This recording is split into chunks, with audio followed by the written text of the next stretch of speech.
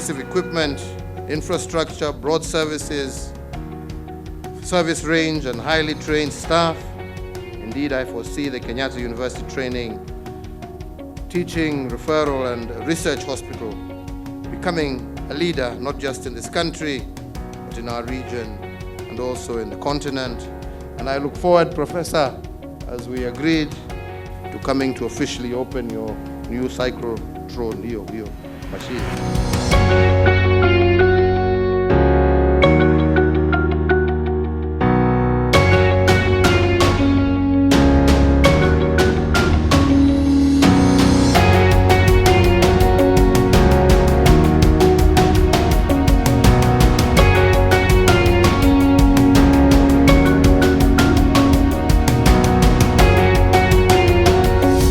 We are very happy about the progress. Particularly the cancer center is fully operational, almost to full capacity. We are even looking for how to expand it. We have also started the clinics, because this is not just a cancer center, of course. We have, we are comprehensive. So we have started clinics in cardiology, in renal, in pediatrics. We have ultra-modern equipment in our institution. In the radiology department, we have an MRI, a 1.5 Tesla MRI, which is one of the most powerful MRIs currently available in the country. We have a 216 slice CT scan. We have X-rays, both static and digital X-rays. We look forward to having a full range of oncology services, including a PET scan, which will be coming up soon, and therefore it will enable us to serve all our patients who have cancer, right from diagnosis all the way to treatment.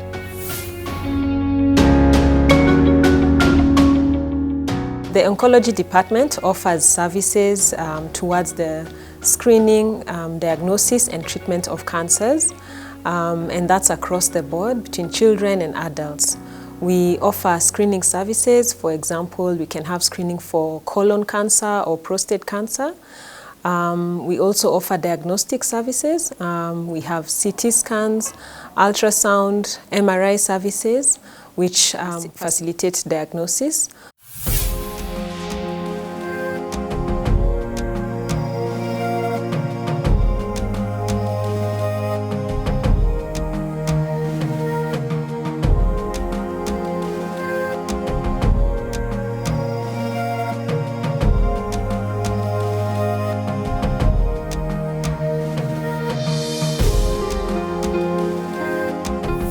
As far as the oncology side is concerned, it has played a very important role. But the important thing is not even what it has done. There is the issue of what it will do in the future, and the establishment of the integrated molecular imaging center.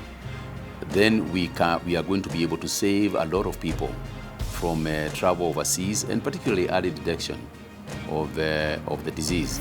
We are very committed and very dedicated to ensure that we offer first-class service, and it is for that reason that we've also ensured collaboration with the University of Manchester and the Christie Hospital, which is one of the largest cancer hospitals in Europe.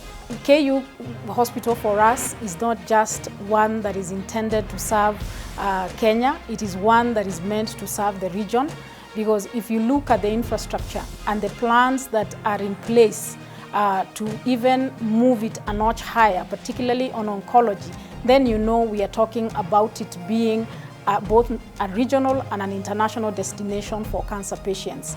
We are now in the process of making an investment close to 2 billion shillings because we will make the treatment of cancer patients much more friendly and much more targeted with better outcomes. The imaging center is really going to be a game changer in the health sector in Kenya.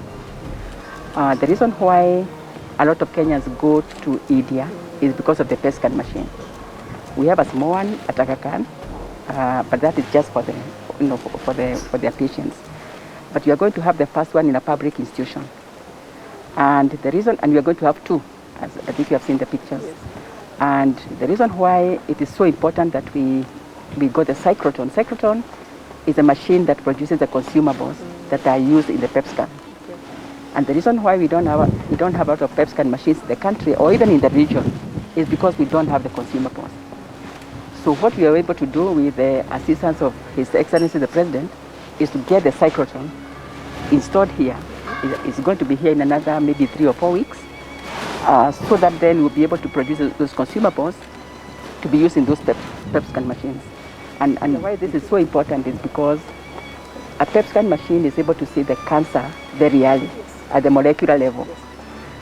The MRIs and other machines are able to see the tumor, but this machine is able to see it very early, which means we are going to see these cancers as stage 1 and stage 2. Instead of what is currently happening, that these cancers are being seen in stage 3 and 4. And we to treat those cancers that, of course, some get treated, but stage 3 and 4 is very difficult, and the mortality rate is very high. But when it is stage 1 and 2, they can be treated. And from our research, 80% of patients in the US survive cancer, 80%. Here, only 30% survive.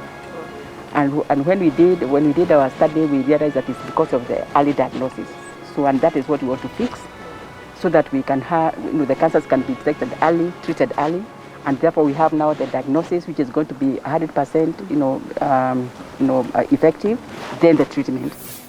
We are encouraging governors to also set up some of these PET scanners that we have seen here, and so that the isotopes that are made here can also be used in those other facilities and reduce the burden of having people travel all the way from Mombasa or from Kisumu.